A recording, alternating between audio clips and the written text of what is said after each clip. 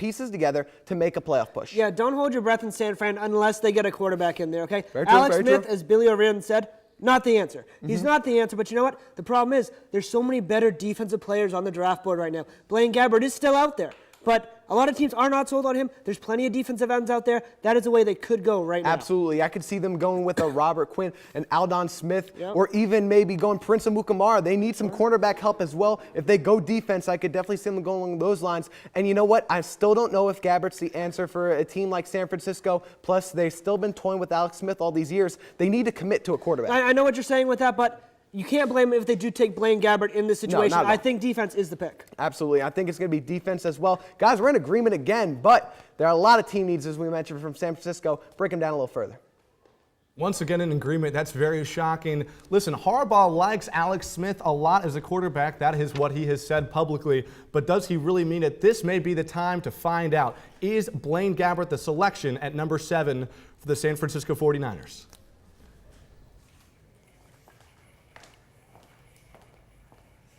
With the 7th pick of the 2011 NFL Draft, the San Francisco 49ers select Aldon Smith, defensive end, Missouri.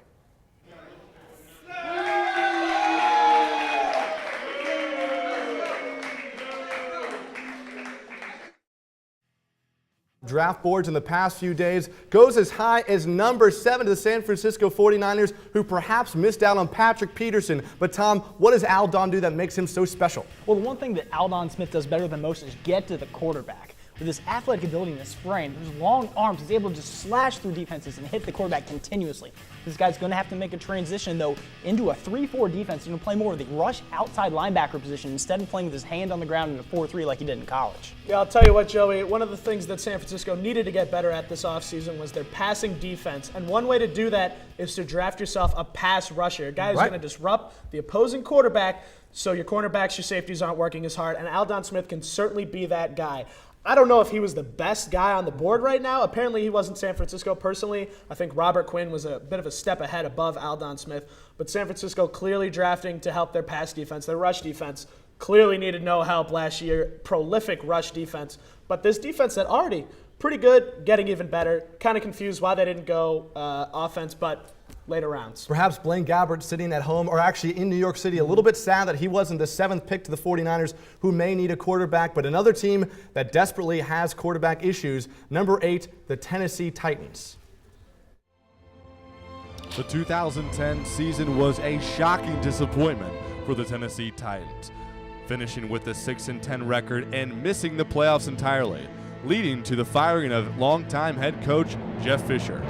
But now, a new coach steps onto the scene, Mike Munchak, a player with Hall of Fame pedigree, but he faces a bevy of questions.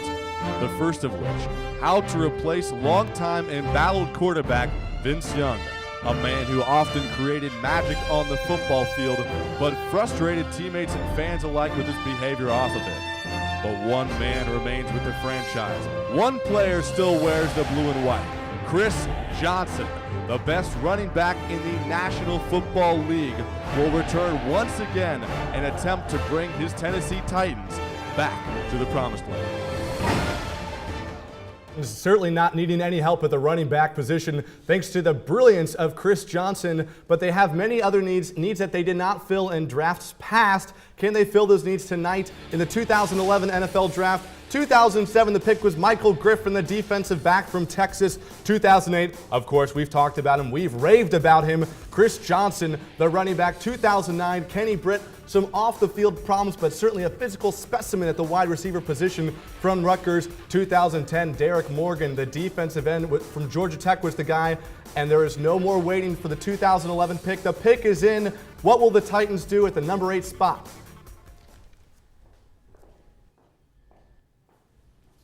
With the 8th pick of the 2011 NFL Draft, the Tennessee Titans select Jake Locker, quarterback, Washington.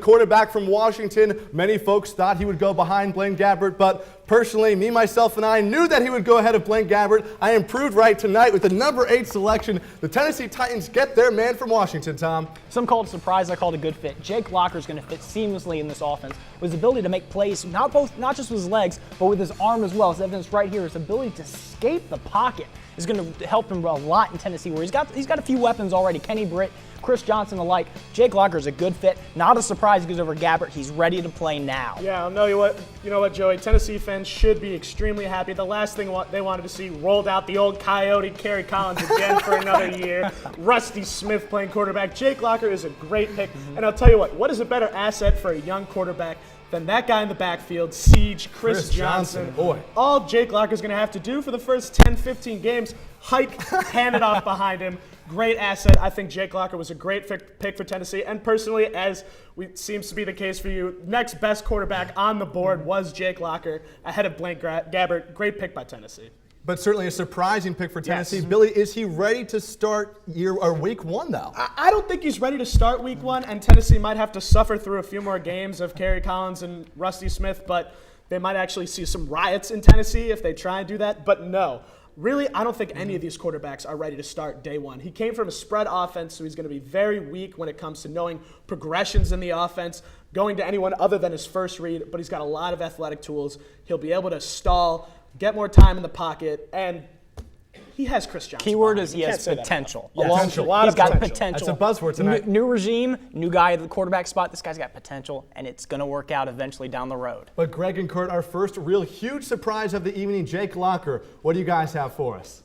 Thanks again, Joey. Yeah, Jake Locker going off the board before Blaine Gabbert. Not many saw it. Joey Accordino did. But Kurt, your thoughts on this pick? Well, you know what? I think this is their guy. Clearly, they love Jake Locker. They had him above Blaine Gabbert. He was picked. He was the guy they wanted. And you know what? Even if people said that Gabbert should be the first off the board, they stuck with what they wanted to do. They stuck with their gut, and they took their guy. Absolutely. It is very shocking, though. Not a lot of teams were high on Locker. In fact, the Titans were the only team at his pro day, so they had a lot of faith in this guy, and they take him very early on here. If you think of Jake Locker, if he came out last year, he would have been the number 1 overall pick. So the talent is there. The talent is clearly there. He had a down year with Washington. He had no one around him. He had no help. I think this is a fantastic pick. They definitely needed a quarterback. Vince Young, gone. Absolutely. Vince Young definitely out now in Tennessee. Locker moves in. How do you think he fits in with this offense, with his new weapons? I know the guys at the main desk talked about it, but what are your thoughts on how he's going to fit in on this Tennessee it certainly offense? helps to have Chris Johnson turn around, hand the ball off. Absolutely, that helps. very easy. Big receiver in Kenny Britt. They have some pieces there. I think they got to work on the O-line, make sure he can be upright. Don't make him run around, live for his life. I mean, he can do it, but early on in his career, give him some protection, let him settle in, get comfortable. Absolutely. Get mentored by some of those veterans there. Guys, send it back to you. Greg and Kurt, isn't that what the NFL is all about? Huge surprises in the draft. And you really have to shout out to Jake Locker here. Here's a guy who would have gone number 1 in the 2010 NFL draft. He decides to come back to Washington, earn his degree, and you know what? He's proved right. Still a top 10 pick. Now we turn to one of the proudest franchises in the National Football League, the Dallas Cowboys, drafting at number 9. The 2010 Dallas Cowboys failed to live up to expectations, and after an abysmal 1-7 start, Wade Phillips was fired in favor of offensive coordinator Jason Garrett. Things looked bright as Garrett led the veteran team to victory over the Giants, but the victory came at a high cost, with Tony Romo getting knocked out for the season. Veteran John Kitna filled in admirably, and both Miles Austin and Jason Witten went for over 1,000 yards. Rookie Des Bryant was also on pace for a possible Rookie of the Year performance before suffering a broken leg in Week 13. The Cowboys were also near the bottom of the league in pass defense, giving up the second most gains of 40-plus yards and allowed both Deshaun Jackson and Reggie Wayne to go for over 200. Late in games, the Cowboys' combination of questionable play calling, bad penalties, and turnovers cost them not only a chance for a home Super Bowl, but a chance to even make the playoffs.